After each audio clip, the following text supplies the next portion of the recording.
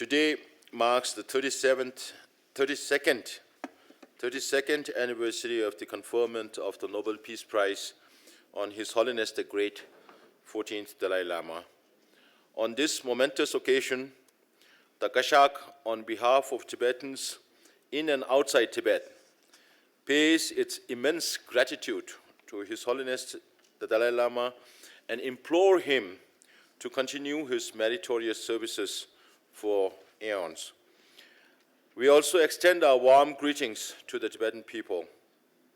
On 5th October 1989, the Norwegian Nobel Committee announced its decision to award the Nobel Peace Prize to His Holiness the 14th Dalai Lama.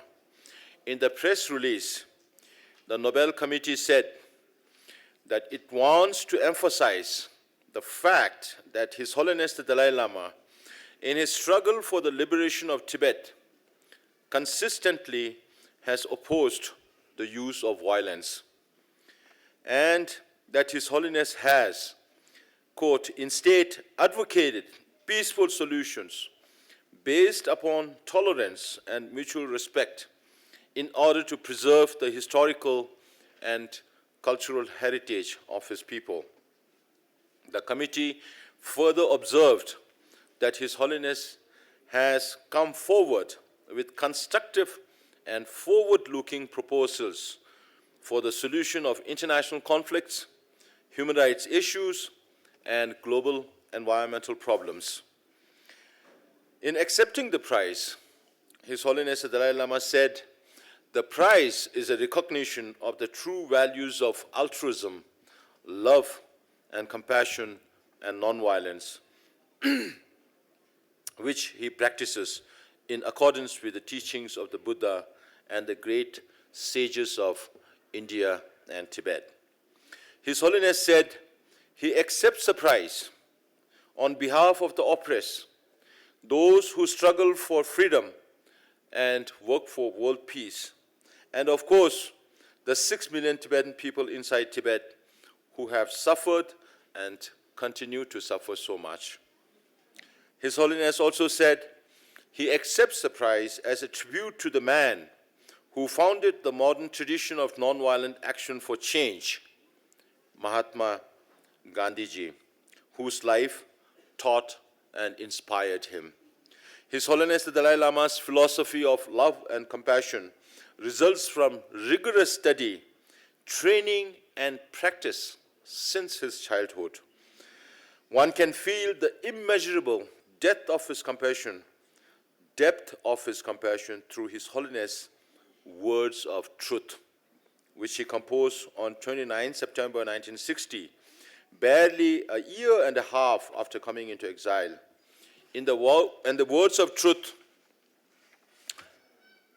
instead of harboring hatred and enmity with the invaders of our country, His Holiness the Dalai Lama writes that their cruel actions done out of delusion are objects of compassion and praise that they achieve wisdom to abide in the glory of friendship and love. At a time when the whole of China, including Tibet, was in the throes of disastrous cultural revolution, His Holiness the Dalai Lama in the Tibetan National Uprising Day statement of 10th March 1971 said that in spite of the fact that we Tibetans have to oppose communist China, I can never bring myself to hate her people, and that hatred is weakness, and anything achieved through hatred can neither be lasting nor binding. His Holiness asks, how can we hate the Chinese whose minds are governed by their leaders?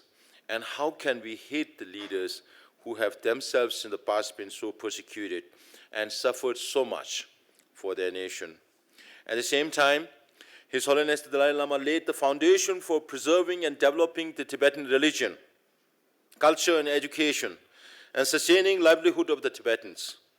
His Holiness democratized the exiled Tibetan governance and consistently appealed for support from the concerned countries and the United Nations to resolve the Sino-Tibetan conflict. The adoption of nonviolence and mutually beneficial means of dialogue with the Chinese government to resolve the Sino-Tibet conflict in 1973 led to the establishment of contact with China and subsequent visits of Tibetans to meet their relatives in and outside Tibet, and dispatch of a series of fact-finding delegations to Tibet. In his letter to China's paramount leader Deng Xiaoping on 23 March 1981, His Holiness the Dalai Lama wrote that we must improve the relationship between China and Tibet, as well as between Tibetans in and outside Tibet. With truth and equality as our foundation, we must try to develop friendship between Tibetans and Chinese through better understanding in the future. The time has come to apply our common wisdom in a spirit of tolerance and broad-mindedness to achieve genuine happiness for the Tibetan people with a sense of urgency.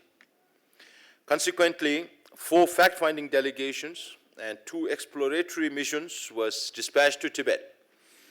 Although no meaningful resolution to the Sino-Tibetan conflict came out, these efforts had significant influence on the Chinese government to adopt liberal policies on the revival of the Tibetan religion and culture and language, and improvement in the Tibetan people's standard of living in Tibet. His Holiness the Dalai Lama began his foreign trips with Southeast Asia in 1967, Europe in 1973, North America in 1979, and to most of the free countries from 1980. Although the visit's objective was non-political issues like religion and culture, His Holiness made tireless efforts to seek resolutions of the Sino-Tibet conflict through dialogue and create a strong basis that Tibetan Buddhism and culture have the potential to bring peace and happiness to humanity. His Holiness made the promotion of secular values such as altruism, love, compassion, nonviolence, peace and harmony among societies and nations his lifelong commitment. These efforts won great admiration and support of the people across the world. On 21 September 1987, His Holiness the Dalai Lama presented the 5-point peace plan, including his vision to transform Tibet into a zone of peace at the US Congressional Human Rights Caucus.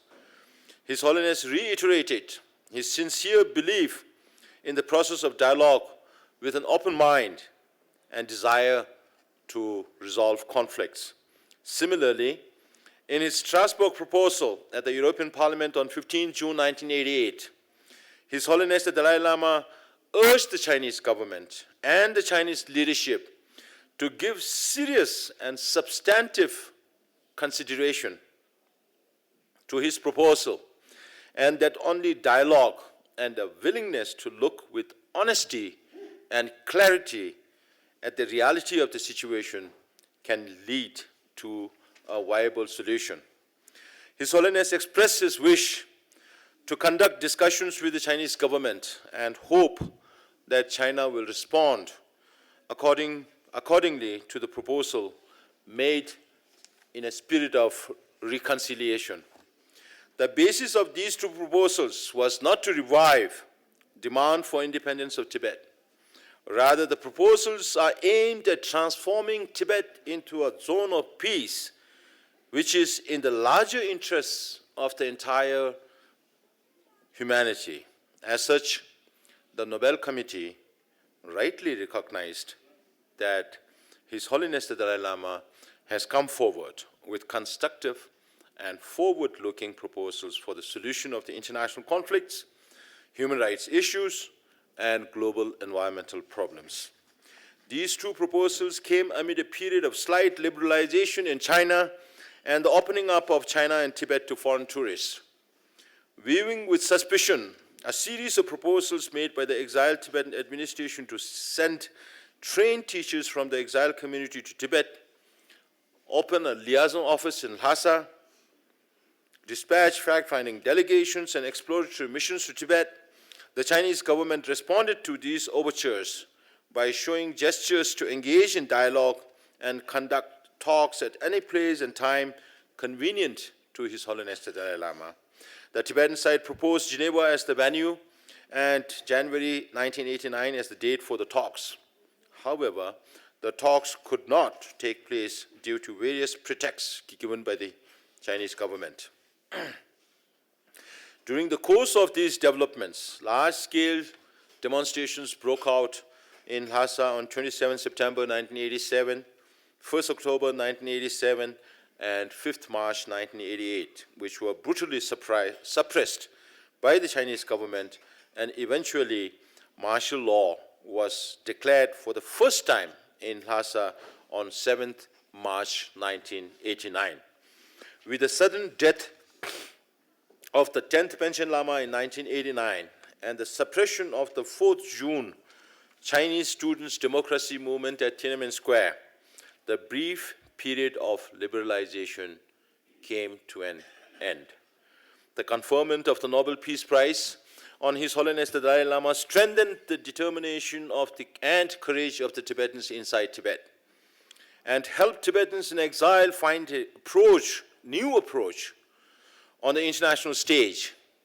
It has built a solid foundation and an unending wellspring of support for the issue of Tibet amongst the Chinese intellectuals and the international community.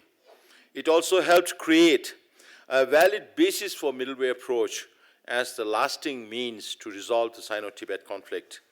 A remarkable initiative of His Holiness the Dalai Lama, which drew the world's admiration, was his groundbreaking week-long meeting with Western scientists in Dharamsala in October 1987, establishing a basis that science and Buddhism share common aim for the benefit of the humanity. It has built a bridge between Buddhist science and modern science, leading to the meeting between world-renowned scientists and His Holiness the Dalai Lama in 33 Mind and Life conferences till 2019. Although we are able to celebrate today's joyous occasion, Tibetans inside Tibet don't even have the freedom to keep a photo of the most revered leader, His Holiness the Dalai Lama. Today is also the Human Rights Day.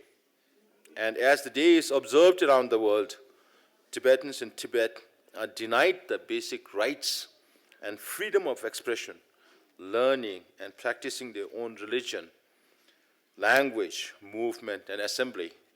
Moreover, they have to continuously suffer under the Chinese government's repressive policy to annihilate the Tibetan people's identity and destroy Tibet's natural environment.